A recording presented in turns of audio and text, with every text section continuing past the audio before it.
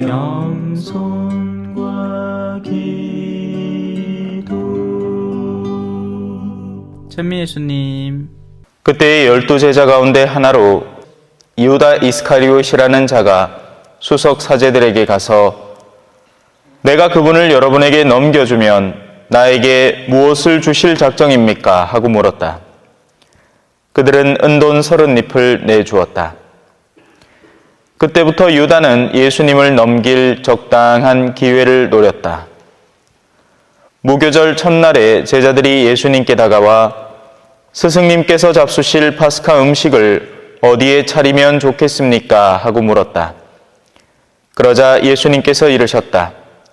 도성 안으로 아무개를 찾아가 선생님께서 나의 때가 가까웠으니 내가 너의 집에서 제자들과 함께 파스카 축제를 지내겠다 하십니다 하여라.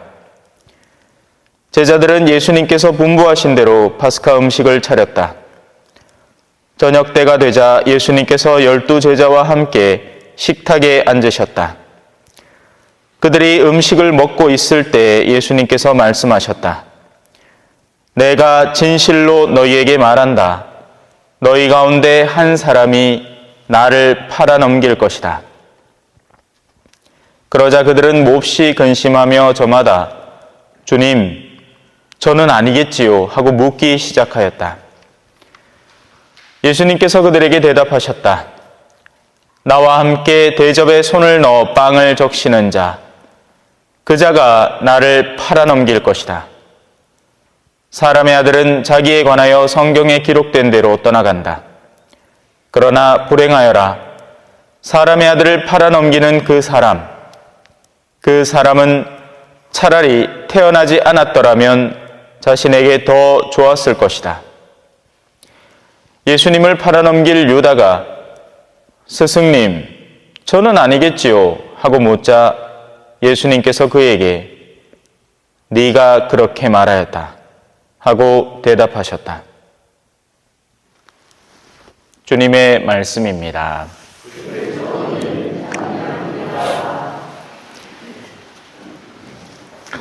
찬미 예수님, 이번 주간 자체가 교회의 가장 거룩한 성주간이면서 내일부터는 본격적으로 성삼일이 시작이 됩니다. 예수님의 최후의 만찬 사건으로 시작돼서 순환의 시작점과 그리고 최종적으로 성주간 토요일 밤에 부활에 이르기까지 이 예수님의 그 순환의 일대기를 다루는 시간이죠. 오늘은 그 직전의 상황이라고 볼 수 있습니다.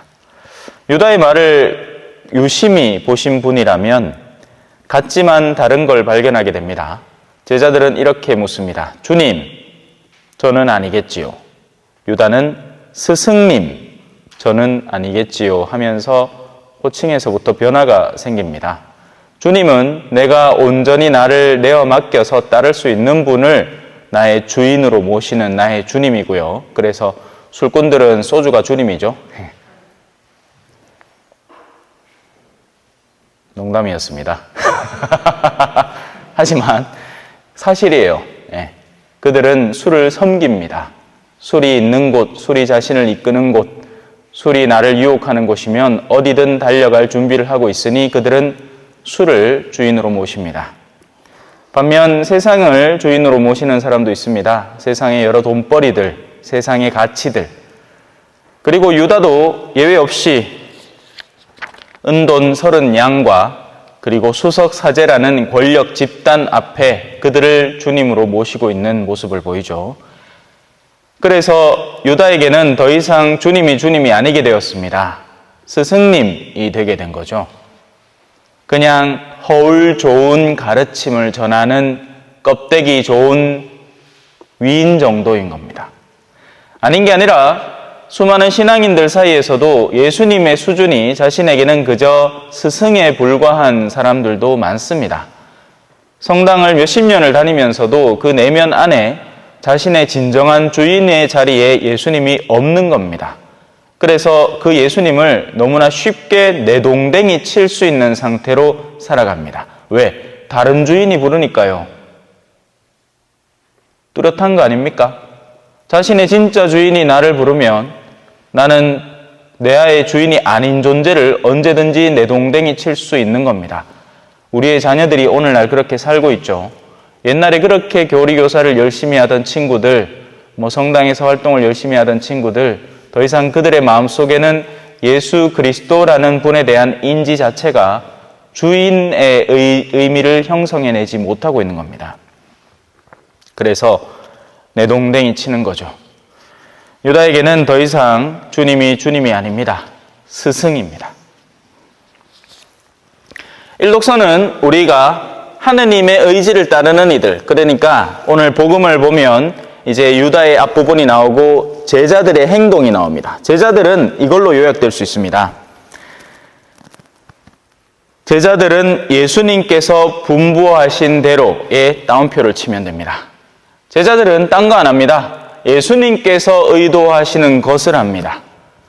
나는 돈을 벌고 싶지만 예수님께서 누군가에게 그 도움이 전해지길 바라면 심지어 나에게 손해가 가더라도 그 사람을 우선적으로 돕는 것을 우선 선택합니다. 왜냐하면 나의 모든 것은 하느님의 것이기 때문이죠. 우리 왜 성경에 그 표현이 나오잖아요. 동전을 딱 갖다 대면서 이 그림은 누구 것이냐? 황제의 것입니다. 그러니까 예수님이 이렇게 대답하죠. 황제의 것은 황제에게 돌려라. 하지만 하느님의 것은 하느님에게 되돌려라. 하지만 그 안에는 트릭이 숨어 있습니다. 그죠? 황제는 누구 거예요? 하느님의 겁니다.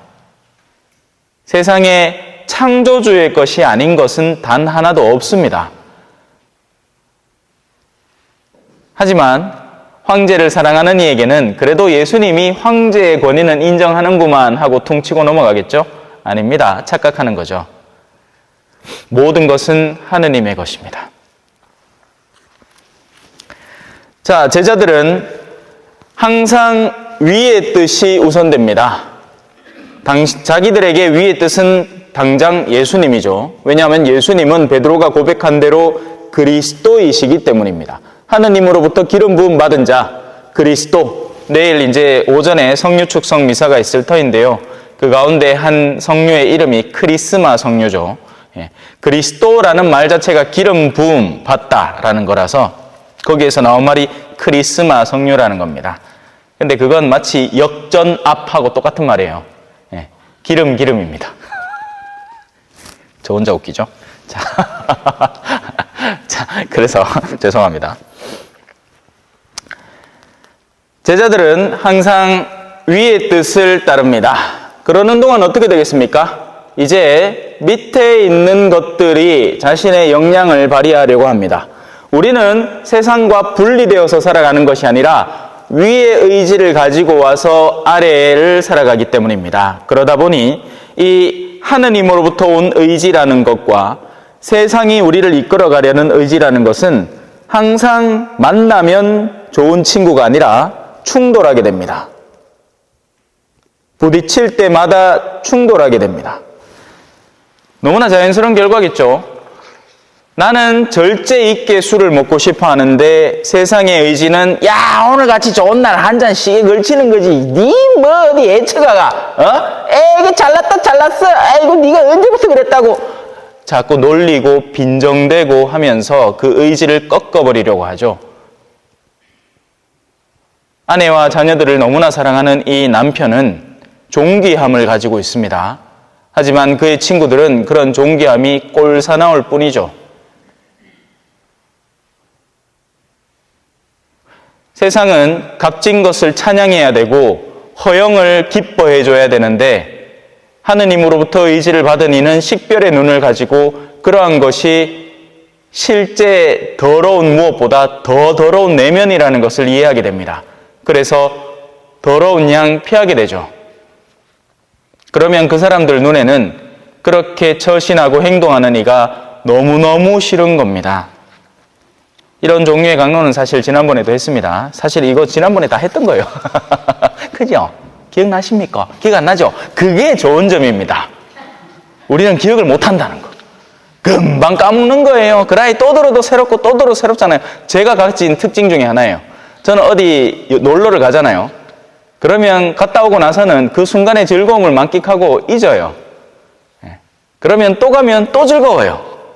그런데 참 내면에 막 각종 생각이 가득 찬 사람이 있습니다. 그러면 지난번 갔을 때하고 이번에 왔을 때하고 막 비교하고 막 얼굴에 막 수심이 그득하고 막 불만이 가득합니다. 만족스러운 게 하나도 없어요. 그런 사람은 얼마나 불행하게 세상을 사는지 몰라요. 즐겁게 노는 어린이처럼 사람들이 저 앞에 와서 막 자기가 다녀온 곳, 갔다 온 곳 자랑을 합니다. 그러면 저는 들으면서 그 자체를 즐기고, 근데 저도 가본 곳들이 많아요. 제가 못 가봤겠거니 생각하고는 당신들은 막 자랑을 하는 거죠.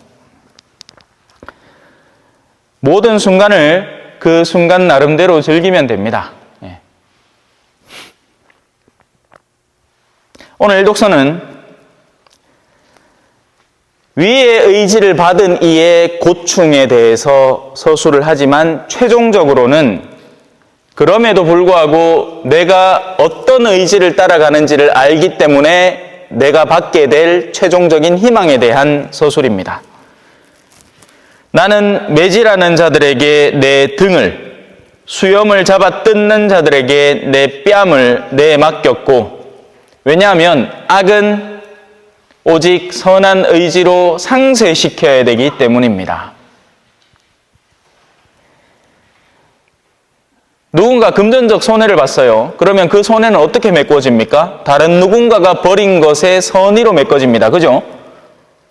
이해가 잘 되시죠? 그 부분은. 돈은 그렇게 되잖아요. 그죠? 누가 손해를 보면 그 손해를 진 거를 뭐 어디 그 땅에서 땅 파면 돈이 푹푹 솟아 나옵니까? 아니죠. 누군가가 그곳을 메꾸어서 처리를 하는 겁니다. 영적으로도 같은 처리가 이루어집니다. 그걸 고급스럽게 표현해서 대속한다, 속죄한다, 이렇게 하는 거예요. 오늘도 고해를 보신 분들이 계시지만 우리가 고해를 보고 나서 우리의 죄와 그 죄의 결과가 우리가 받는 보속으로 메꿔집니까? 절대 아니에요. 적어도 우리 성당에서는 절대 아닙니다. 왜? 나는 항상 뭘 준다? 주님에게도 한 분밖에 안 주기 때문이죠. 그리고 설령 어떤 신부님이 연구를 거듭해서 그 고해자에게 가장 적합한 보속을 준다 하더라도 메꿔지지 않습니다. 우리가 고해를 보는 것 자체는 하느님의 은총의 체험이란 말이에요. 거저 용서받는 거죠. 공짜로. 완전 공짜입니다. 그래야 나도 다른 이가 나에게 간극을 만들어버렸을 때 그걸 공짜로 메워줄 수 있으니까요. 세상은 어둠이 많습니다. 세상은 외로운 사람, 힘든 사람, 고통받는 사람, 여러 가지 의미로 흠이 많은 세상입니다. 성당 안에 착한 사람들만 올 것 같죠? 천지요. 악한 사람이 성당을 와서 착한 사람이 되려고 노력하는 곳이 성당입니다. 그래서 우리는 순례하는 교회라고 부르는 거예요. 완성된 교회는 천상교회고 우리는 이 지상에서 그 순례의 여정을 걸어가야 하는 겁니다. 다만 우리는 이 교회를 다니면서 끊임없이 예수님의 몸이라는 은총을 받아서 우리의 흠을 메꾸고 그걸로도 남아도는 은총으로 다른 이의 부족함을 기꺼이 메꾸어주는 선한 의지를 발휘할 수 있게 되는 겁니다. 그게 신자의 다른 점이에요. 신자가 자기 입속만 차리고 자기의 부족함만을 어떻게든 채워보려고 한다면 그 사람은 아직 미성숙한 신자에 불과합니다. 신앙생활을 몇십 년 했거나 상관없어요. 그 얘기를 지금 하는 겁니다. 모욕과 수모를 받지 않으려고 내 얼굴을 가리지도 않았다. 지금 이 얘기를 하는 이 사람은 자신이 모욕과 수모를 당할 일을 하지 않았습니다. 오히려 반대로 주변의 악한 의도가 그에게 모함과 이 악한 의도를 던지고 있는 거죠. 세상은 그런 일이 자주 일어나요. 제일 만만한 사람이 누굽니까? 착한 사람이에요. 사기꾼은 절대로 사기꾼에게 다가가지 않습니다. 같은 칼을 들고 싸우면 둘 다 상처가 나죠. 칼을 든 사람은 칼이 없는 사람의 배에다 칼을 꽂아야 일이 수월하게 끝납니다. 그래서 악인은 항상 자신의 악을 실행할 대상으로 선인을 찾습니다. 자신의 악을 순수하게 실행할 수 있는 대상. 그러다 보니 순진한 사람들이 사기꾼들한테 많이 넘어갑니다. 이단 종교들에 참여하는 이들은요, 초기 단계에서는 그렇게 열정적이고 순수한 사람들이 따로 없을 정도예요.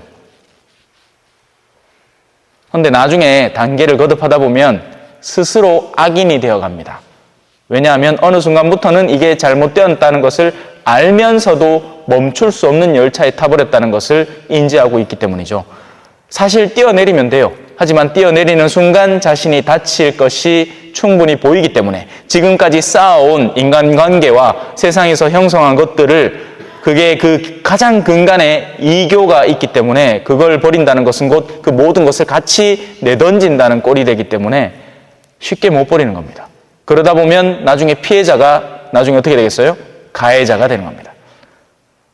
자신도 이단 종교 지도자한테 성추행을 당한 사람이 나중에는 또 다른 피해자에게 다가가서 우리 선생님 좋은 분이니까 조금만 위로해 드려라 하고 초대를 하고 앉았는 겁니다. 악의 굴레죠. 반면 드높은 곳에 의지를 가진 사람은 살아가면 살아갈수록 이것이 분명한 길이라는 것을 더욱 확고히 인지하게 됩니다. 그럴수록 고난은 더욱 커집니다. 왜? 능력치가 늘어나기 때문이죠. 여러분 헬스장 가갖고 첫날 가갖고 300kg짜리 하고 들고 한 달 뒤에는 PT 선생님이 와갖고 오늘은 10kg짜리만 더 있어 하는 거 봤습니까? 못 봤죠? 거꾸로죠. 첫날 가갖고 10kg짜리로 한번 연습하고 수영장도 그렇잖아요. 첫날 갔는데 저병하이소 하는 사람 아무도 없습니다. 그죠? 그냥 빠져 죽어요. 첫날 가면 얄팍한 수영장에 가갖고 물에 대한 두려움부터 없애겠습니다 하면서 그 물 슬슬 걸어당기는 것부터 하는 거예요. 그하고는 그 물에 자 숨 한번 참고 얼굴 한번 담가보세요. 그러고 난 뒤에 이제 본 수영장 가갖고 발 물장구 치고 손 연습 밖에서 실컷 하고 그래 하나씩 시작하는 겁니다. 단계를 어떻게 한다? 높여가는 거죠.